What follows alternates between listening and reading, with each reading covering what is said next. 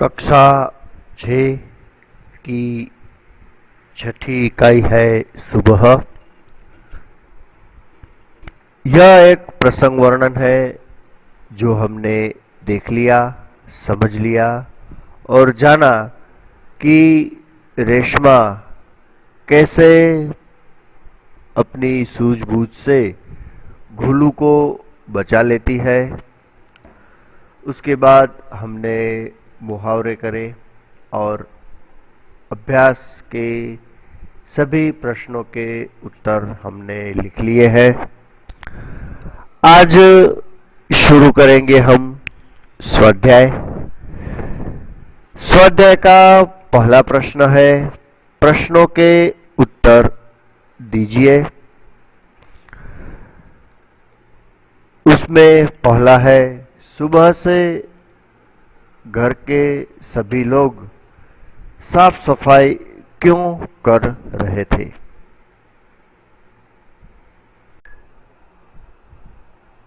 दीपावली का त्योहार निकट था। त्योहार से पहले हम सब अपने घरों में साफ सफाई करते हैं। यहाँ भी रेशमा के घर में भी लोग साफ सफाई में लगे हुए थे, पूरे घर की साफ सफाई कर रहे थे। दूसरा प्रश्न है, रेशमा को घर की सफाई में क्यों नहीं लगाया गया होगा? रेशमा जब 5 साल की थी तब उसे पोलियो हो गया था, जिसके कारण उसके दोनों पैर काम नहीं कर रहे थे। इसी शारीरिक कमी के कारण उसे घर की सफाई में नहीं लगाया गया होगा। प्रश्न 3 है, रेशमा ने अपनी मां के काम में किस तरह मदद की? अलमारी से बर्तन और डिब्बे उतारकर साफ किए गए थे। रेशमा ने डिब्बों पर लेबल लगाए, फिर वह एक एक बर्तन और डिब्बा मां को देती गई और मां उन्हें व्यवस्थित ढंग से रखती गई। इस प्रकार अपनी पहिए वाली कुर्सी में बैठे बैठे रेशमा ने मां की मदद की।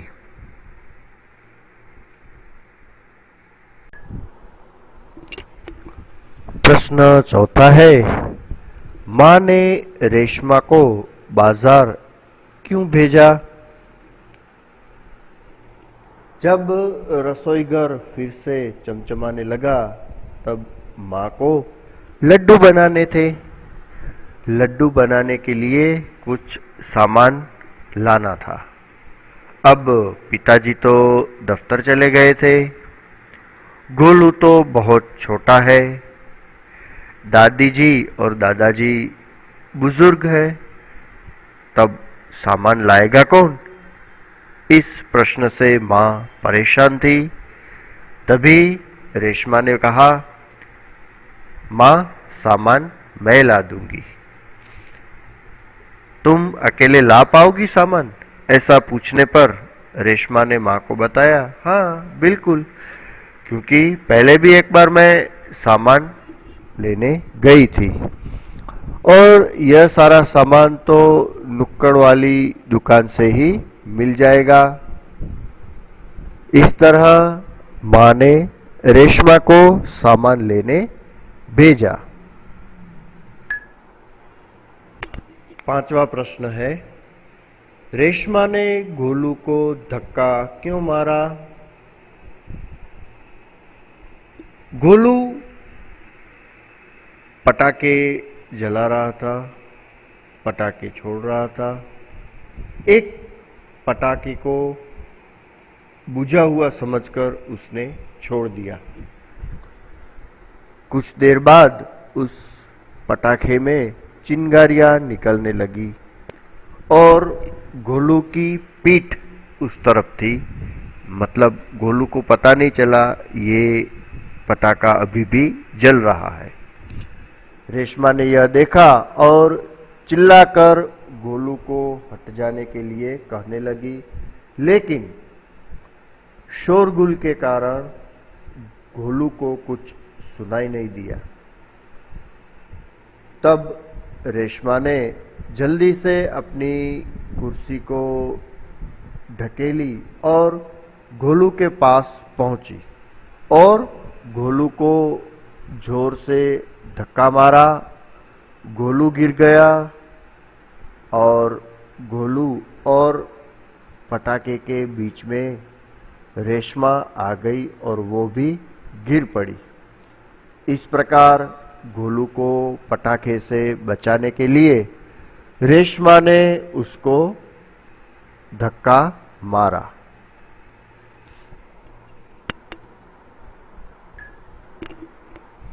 स्वाध्याय का प्रश्न दूसरा है, रेशमा की जिंदादिली विषय पर संक्षेप में लिखिए।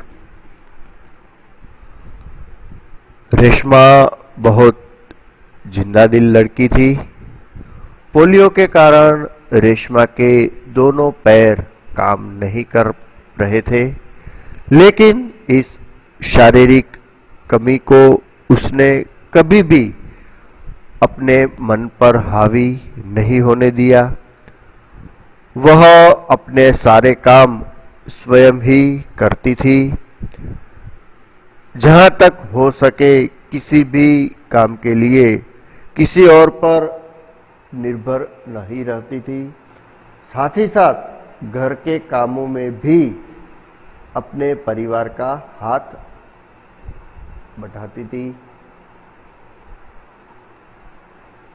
अपनी पहिएदार कुर्सी पर बैठकर बाजार भी जाती थी और नुक्कड़ वाली दुकान से अगर कोई चीज लानी हो तो वो आराम से ले आती थी।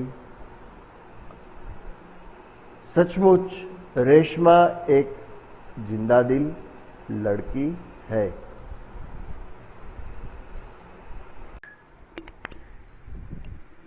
स्वाध्याय का प्रश्न तीसरा है, नीचे दी गई घटनाओं को कहानी के क्रम में लिखिए। यहाँ पे 6 घटनाएं दी गई है। इन सभी घटनाओं को कहानी के क्रम में लगाना है। सबसे पहले आएगा तीसरा वाक्य, रेशमा बाजार से सामान लाई। दूसरा, रेशमा का घर दियों के झिलमिल प्रकाश से जगमगाने लगा। तीसरा आएगा, गोलू अपने दोस्तों के साथ पटाखे छुड़ाने में व्यस्त था। चौथा, रेशमा ने गोलू को जोर से धक्का मारा। पांचवा वाक्य, मां ने रेशमा को कहा, कहीं चोट तो नहीं लगी। और छठा और अंतिम वाक्य, सबने रेशमा की पीठ थपथपाई। प्रश्न 4 अ है, निम्नलिखित मुहावरों के अर्थ देकर वाक्य में प्रयोग कीजिए। पहला है, आंखों का तारा होना। दूसरा है, हाथ बटाना। तीसरा है, पीठ थपथपाना। इन तीनों मुहावरों के अर्थ और उनके वाक्य प्रयोग हमने इस इकाई के प्रथम भाग में देख लिया है। पहले जो वीडियो भेजा था उसमें यह आ गया है, वहाँ देख लेना। बढ़ते हैं स्वाध्याय के प्रश्न 5 की ओर। उदाहरण के अनुसार शब्द का उपयोग करके वाक्य लिखिए। यहाँ पे जो दो शब्द दिए गए हैं उनका उपयोग करके वाक्य बनाना है। उदाहरण दिया गया है कि उसने कहा कि वह निर्दोष है। मैंने नवीन की सहायता की। इसी तरह से यहाँ पे जो भी शब्द दिए गए हैं उन शब्दों का उपयोग करके हमको वाक्य बनाना है। इसलिए ताकि, आज छुट्टी है इसलिए बाजार में भीड़ है। अपना मोबाइल संभालो ताकि वह टूटे ना। क्योंकि और जबकि, मैं आज देर से उठा क्योंकि कल रात देर से सोया था। यह हरा घोला खट्टा है जबकि यह लाल वाला मीठा है। और रमेश मेरी ओर देख रहा है। शीतल और मीना दोनों ही पढ़ाई में तेज है। मैं और मैं कल आऊंगा। घर में कोई है?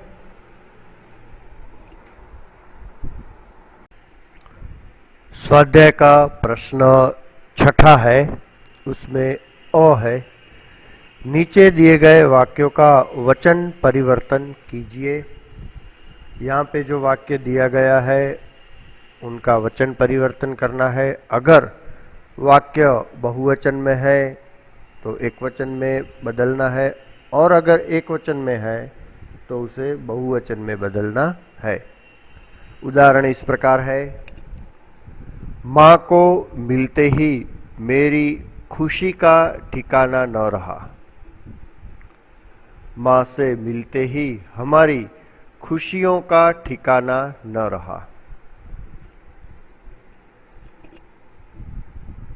पहला वाक्य देखते हैं। ऐसी कई घटनाएं मेरे साथ घटी है।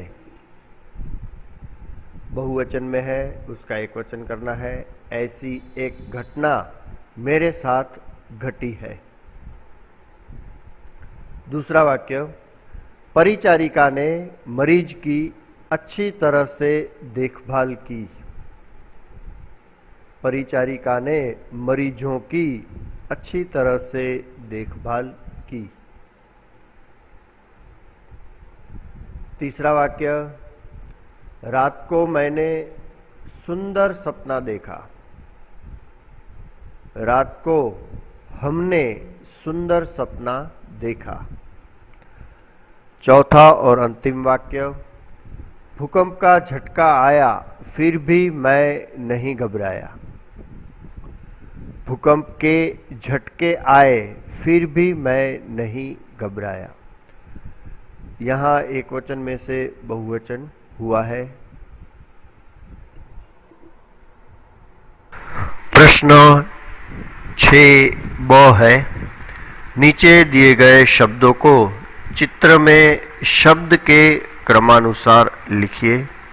मतलब शब्दकोश के क्रमानुसार लिखना है। यहाँ पे एक ट्रेन का चित्र है। ट्रेन के डिब्बों में हमें ये सब शब्द लिखने हैं। शब्द सबसे पहले हम पढ़ लेते हैं। मेहनत, भूकंप, सुंदर, मरीज, श्रेष्ठ, निर्दोष, तूफान, अंगूर, आकाश। इन शब्दों को शब्दकोश के क्रमानुसार हम लिखते हैं। शब्दकोश के क्रमानुसार लिखने से सबसे पहला शब्द आएगा अंगूर। उसके बाद आकाश, फिर तूफान, निर्दोष, उसके बाद भूकंप, मरीज, मेहनत, श्रेष्ठ और अंत में आएगा सुंदर।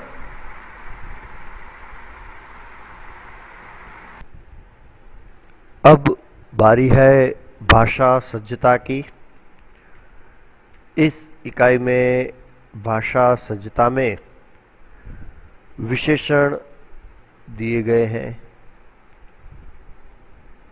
जो भी शब्द किसी संज्ञा की विशेषता सूचित करता है उसे हम विशेषण कहते हैं। और यह विशेषण के बारे में पूरा एक वीडियो बना के YouTube पे अपलोड कर दिया गया है, जो पिछले लॉकडाउन में ही आपने देख लिया होगा। उस वीडियो की लिंक यहाँ पे जो डिस्क्रिप्शन का सेक्शन है उसमें मैं भेजता हूँ। आप वहाँ पे क्लिक करेंगे तो सीधा विशेषण के वीडियो में आप देख पाएंगे।